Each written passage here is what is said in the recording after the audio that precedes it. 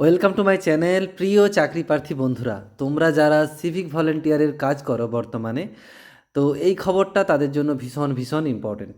তো civic volunteer যারা রয়েছো, তাদের কিছুদিন ধরে একটা নিউজ বারবার ভাইরাল হচ্ছে, বারবার আসছে খবরে বা নিউজে, যে সিভিক ভলেন্টিয়ারদের এবার জুনিয়র কনস্টেবল পদে কিন্তু নিয়োগ করা হবে। ঠিক আছে। এবার অনেকের মনে প্রশ্ন, তাহলে কি প্রত্যেকেই যারা সিভিক ভলেন্টিয়ারের বর্তমানে কাজ করে প্রত্যেকেই কি তাহলে জুনিয়র কনস্টেবল হয়ে যাবে এবং প্রত্যেকের চাকরি কি স্থায়ী পার্মানেন্ট হয়ে যাবে? তো সেই বিষয়ে আজকের ভিডিও। তো প্রত্যেকে হবে কি না, বা কি যোগ্যতা থাকলে প্রত্যেকে তোমরা হতে পারবে জুনিয়র কনস্টেবল, সেই নিয়ে আজকের ভিডিও। দেখো, এই খবরটা কদিন ধরে ভাইরাল হচ্ছে। প্রত্যেকে কিন্তু নাও হতে পারে। ঠিক আছে, এইটুকু শুধু তোমরা শুনে রাখো, শেষ পর্যন্ত বলছি। এখানে কিন্তু প্রত্যেকে ফিজিক্যালি ফিট বা কিছু টেস্ট থাকে, পিএমটি এবং পিইটি। পিএমটি মানে ফিজিক্যাল মেজারমেন্ট টেস্ট, অর্থাৎ কিছু মাপঝোপ থাকে, সেই মাপঝোপ যদি কারো না হয় সেক্ষেত্রে কিন্তু একটু চাপ আছে। এবং পিইটি একটা হয় ফিজিক্যাল এফিসিয়েন্সি টেস্ট, অর্থাৎ সেক্ষেত্রে রান একটা কিছু একটা মিনিট বলে দিবে, সেই মিনিটে হয়তো একটা এত কিলোমিটার তোমাকে দৌড়তে হবে ফিটনেস টেস্ট করার জন্য। এই দুটো কিন্তু তোমার অবশ্যই স্যাটিসফাই করতে হবে। আমি বিস্তারিত আসছি ওটা নিয়ে। আপাতত যেই খবরটা বারবার ভাইরাল হচ্ছে, বারবার আসছে নিউজে, সেটা নিয়ে বলছি। দেখো, এই খবরটা আসছে, তবে এখানে বলা হচ্ছে যেটা প্রায় 1,20,000 সিভিক সিভিকদের চাকরির নিশ্চয়তা পাবেন। ঠিক আছে, 1,20,000-এর মতো এটা পাবে।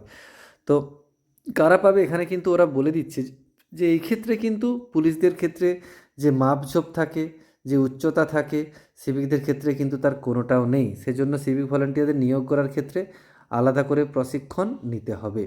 এই ব্যাপারটা বলে দিচ্ছে, আলাদা করে প্রশিক্ষণ নেওয়ার কথাও কিন্তু এখানে বলা আছে, যে আলাদা করে একটা ট্রেনিং হবে। কারণ পুলিশের চাকরির ক্ষেত্রে আমরা জানি সেখানে কিন্তু একটা ট্রেনিং পিরিয়ড থাকে। এবার ওই ট্রেনিং পিরিয়ডে সবাই কি যেতে পারবে? ঠিক আছে, সবাই হয়তো নাও যেতে পারো। যারা নিয়োগ যাদের কমপ্লিট হবে, যাদেরকে জুনিয়র কনস্টেবলে নিয়োগ করা যাবে বলে মনে হবে, তারাই কিন্তু ওই ট্রেনিংটা করতে পারবে। তারপরে তাদের চাকরিটা স্থায়ী হয়ে যাবে। তবে যতদূর সম্ভব ভোটের আগেই কিন্তু হওয়ার সম্ভাবনা রয়েছে, বা যে প্রসিডিওর বা যে সিস্টেমটা ভোটের আগেই চলে আসবে প্রসিডিওরটা, যে কিভাবে তোমাদের নিয়োগ হতে চলেছে। চলো এবার বিস্তারিত তোমাদের মাপঝোপটা নিয়ে একটু বলে দিই, যে কি মাপ তোমাদের হতে হবে। নর্মালি দেখো, এখনও পর্যন্ত যতটা খবর পাচ্ছি বা জানতে পাচ্ছি সেটাই বলবো। এবার পরবর্তী সময়ে যদি নিয়ম পরিবর্তিত হয় সেক্ষেত্রে বলবো চ্যানেলটা একটু ফলো করো। আমি যদি কোনো নিয়ম পরিবর্তিত হয় সেই নিয়মটাও পরবর্তী সময় তোমাদের জানিয়ে দেওয়ার চেষ্টা করব।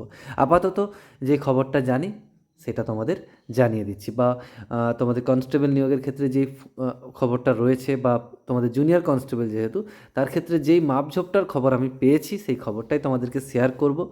তো পরবর্তী সময় যেটা বললাম চেঞ্জ হলে আবার ভিডিও নিয়ে আসবো, কেমন? চলো দেখে নিই।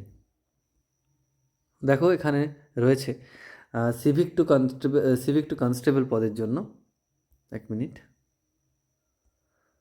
Civic to constable recruitment rules. Civic police সমস্তদের জুনিয়র কনস্টেবলের নিয়োগের ক্ষেত্রে যে করা হবে, এক্ষেত্রে উচ্চতা পুরুষদের ক্ষেত্রে কত বলা আছে, 160 সেন্টিমিটার। তোমরা দেখে নিও তোমাদের উচ্চতাটা হচ্ছে কি না। আর মহিলাদের ক্ষেত্রে, মহিলা সিভিক ভলেন্টিয়ার থাকলে 152 সেন্টিমিটার উচ্চতা লাগবে। ছেলেদের ক্ষেত্রে চেস্টের 74 সেন্টিমিটার লাগবে, এবং হয়তো বলে দিতে পারে এর স্বাভাবিক অবস্থায় 74, তারপরে চেস্ট ফুলিয়ে সেটা 5 সেন্টিমিটার, যেটা নর্মালি পুলিশের ক্ষেত্রে হয় 5 সেন্টিমিটার বাড়াতে বলা থাকে। ঠিক আছে, মহিলাদের ক্ষেত্রে এটা প্রযোজ্য নয়। এবার এইটা অ্যাকচুয়ালি এই যে টেস্টটা উচ্চতা, এটাকে বলা হয় PMT, physical measurement test. Physical measurement test বলা হয় এটাকে। পিএমটির মধ্যে এই দুটো পড়ে, উচ্চতাটা এবং চেস্টটা ছেলেদের ক্ষেত্রে। এবার তারপরে বাকি অংশটা রয়েছে পিইটি, ফিজিক্যাল এফিসিয়েন্সি টেস্ট। পুলিশের ক্ষেত্রে নিয়োগের ক্ষেত্রে এই দুটো টেস্ট কিন্তু বাধ্যতামূলক, এগুলো করতেই হবে। সেই জন্য এখন যারা ভাবছো যে সিভিক থেকে তোমরা জুনিয়র কনস্টেবল হয়ে যাবে কোনো কিছু ছাড়াই, সেটা কিন্তু আমার মনে হয় একটু চাপ হবে। ঠিক আছে, তো সেই জন্যই বলবো তোমরা এই বিষয়গুলো একটু মাথায় রেখো। এবার পরবর্তীকালে বলতে পারছি না গভর্নমেন্ট কী করবে, কিন্তু এইগুলো হওয়া কিন্তু বাধ্যতামূলক, আমার মনে হয় এগুলো হবে। এবার পুরুষদের ক্ষেত্রে দেখো, PET means physical efficiency test, তুমি কতটা এফিসিয়েন্ট। ঠিক আছে, পুরুষদের ক্ষেত্রে দেখতে পাচ্ছ এখানে দেখো 4 মিনিটে 800 মিটার রান করতে হবে। এইটা হয়তো অনেক সময় কনসিডারেবল, হয়তো যেহেতু জুনিয়র কনস্টেবল সেক্ষেত্রে হয়তো টাইমটা একটু বাড়িয়ে দিল, দূরত্বটা একটু কমিয়ে দিল, সেগুলো করতে পারে। আপাতত যেটা জানতে পারছি সেটাই শেয়ার করছি। 4 মিনিটে 800 মিটার রান করতে হবে। মহিলাদের ক্ষেত্রে 400 মিটার রান করতে হবে 2 মিনিট 30 সেকেন্ডে, ঠিক আছে? এটাকে বলা হয় পিইটি। অ্যাকচুয়ালি কী হতো, এমনি পুলিশের যখন নিয়োগ পরীক্ষা হয় সেক্ষেত্রে প্রথমে রিটিন পরীক্ষাগুলো হয়। রিটিন পরীক্ষা বা লিখিত পরীক্ষা হয়ে যাওয়ার পর তারপরে কিন্তু এই পিএমটি পিইটি টেস্টটা হয়, ঠিক আছে? এইগুলোতে যারা উত্তীর্ণ হয় তারপরে তাদের ইন্টারভিউটা হয় এবং তারপরে শেষ অবধি প্যানেল লিস্ট বেরোয়। তো অবশ্যই আমার যতদূর ধারণা এইগুলো তোমাদের টেস্টগুলো অবশ্যই হবে। তো পরবর্তী সময় যেটা বললাম, আরও যদি কোনো আপডেট থাকে তোমাদের সাথে শেয়ার করব। ভিডিওটা এখানেই শেষ করব। একটু তোমরা সিভিক ভাইরা বোনেরা যারা রয়েছে তারা কিন্তু ভিডিওটা একটু তোমাদের যারা রয়েছে আরও তাদেরকে একটু শেয়ার করে দিও যাতে তারাও হেল্পফুল হতে পারে।